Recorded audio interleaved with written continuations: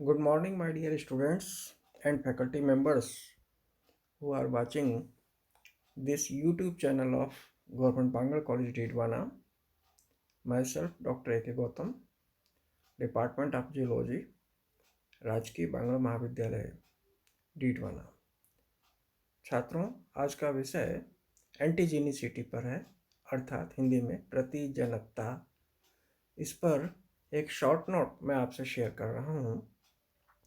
Antigenicity पर मैंने काफ़ी कुछ पहले शेयर किया हुआ है और आज जो विषय वस्तु मैं आपसे साझा कर रहा हूँ, यह विषय बीएससी सेकेंड ईयर जियोलॉजी के थर्ड पेपर के अंतर्गत सम्मिलित है, जो कि महर्षि दयानंद सरस्वती विश्वविद्यालय अजमेर के पाठ्यक्रम में सम्मिलित है। क्या होती है एंटीजेनिसिटी, समझिए। प्रतिजन या एंटीजन की एंटीजेनिसिटी या प्रतिजनकता दो बातों पर निर्भर करती है। प्रतिजन में प्रतिरक्षी प्रक्रिया प्रारंभ करने के लिए पर्याप्त उद्दीपन हो। दूसरी बात, एंटीबॉडी में या एंटीबॉडी से विशिष्ट अभिक्रिया करता हो। एंटीजेनिसिटी का सूक्ष्मतम इकाई एंटीजेनिक निर्धारक कहलाते हैं, एंटीजेनिक डिटर्मिनेंट्स कहलाते हैं। यह सूक्ष्म क्षेत्र एंटीजन पर पाए जाने वाला एक विशिष्ट रासायनिक संरचना व संगठन होता है, जो एंटीबॉडी की विशिष्टता का निर्धारण करता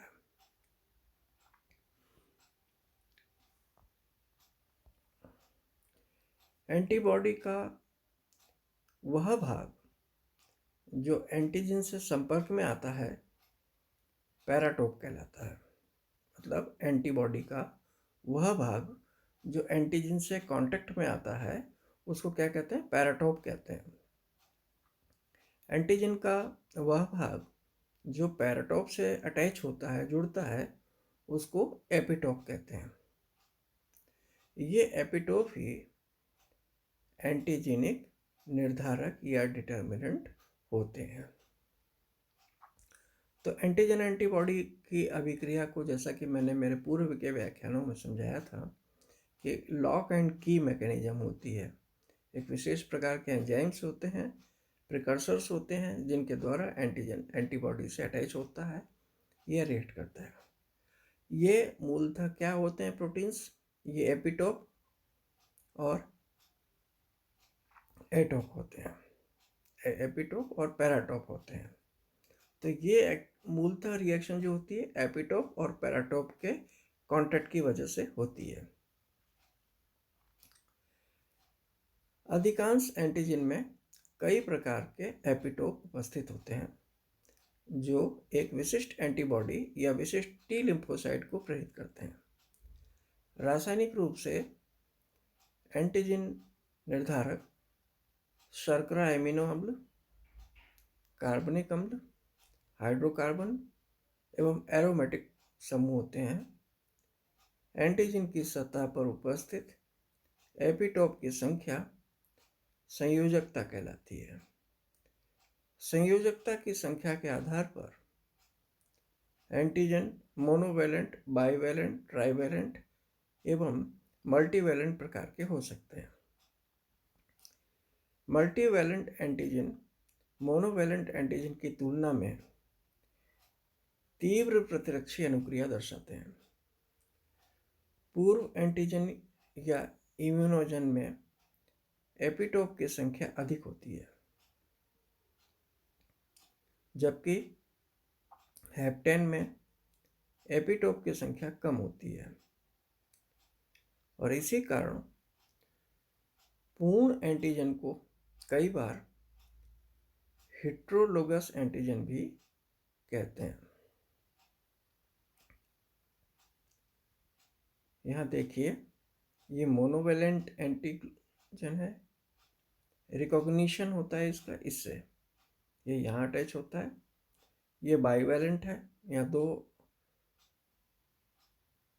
पैराटोप हैं और यहाँ ये इससे अटैच होता है इसके हिसाब से, और ये मल्टीवैलेंट है। तो ये हेट्रोलोगस एंटीजन्स हैं। तो एंटीजेनिक डिटर्मिनेंट्स का ये एक लाइन डायग्राम है, एक हाइपोथेटिकल डायग्राम है, जिससे आप इसको समझ सकते हैं। प्रतिजनकता को प्रभावित करने वाले क्या फैक्टर्स हो सकते हैं?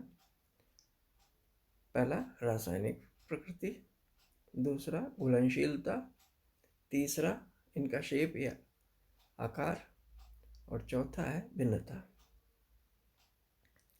तो रासायनिक प्रकृति को आप थोड़ा समझ लीजिए। रासायनिक प्रकृति जो होती है, यह प्रायतः ये एंटीजेंस पॉलीसेकेराइड अथवा प्रोटीन प्रकृति के होते हैं। वसाओं अथवा न्यूक्लिक अम्लों की अपेक्षा रासायनिक संगठन वाले एंटीजेंस अधिक प्रतिजीवी होते हैं। वृहद अणुभार वाले संश्लेषित पॉलीमर्स प्रतिजनक नहीं होते, जबकि प्राकृतिक रूप से पाए जाने वाले प्रोटीनी मैक्रो अणु प्रतिजनक होते हैं। इस तरह से घुलनशीलता का जहाँ तक सवाल है, बाह्य मॉलिक्यूल्स की देह के द्रव्यों से या बाह्य मॉलिक्यूल्स की अणुओं की देह के द्रव्यों में अघुलनशीलता इन्हें क्षीण प्रतिजन्स बनाती है। उच्च किस्म की प्रतिजनकता तब ही संभव होती है जब ऊतकीय एंजाइम्स बाह्य तत्वों को घुलनशील अवस्था में परिवर्तित करें।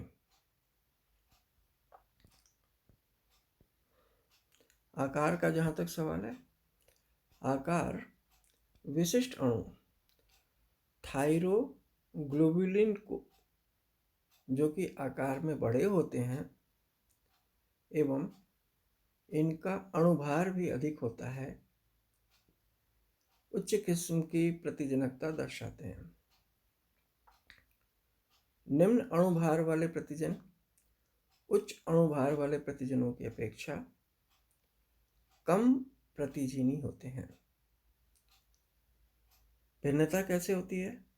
जब कोई अणु किसी बाह्य स्रोत से आया हो, जब कोई अणु किसी बाह्य स्रोत से आया हो तभी वह प्रतिजनी हो सकता है। मतलब फॉरेन प्रोटीन्स जो होते हैं वो एंटीजन होते हैं, चाहे वो वायरस हो, चाहे बैक्टीरिया हो, या कोई टॉक्सिन हो।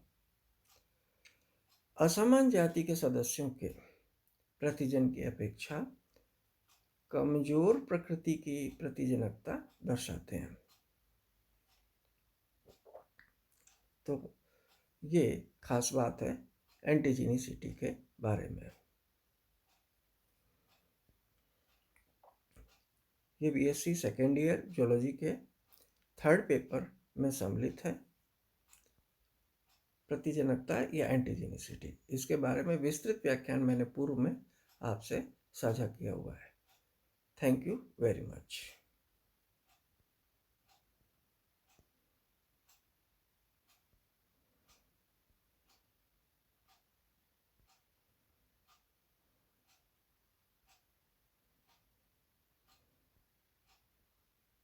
तो प्रश्न यही होगा, प्रतिजनकता का या प्रतिजनकता पर एक शॉर्ट नोट लिखें, एक लघु टिप्पणी लिखें।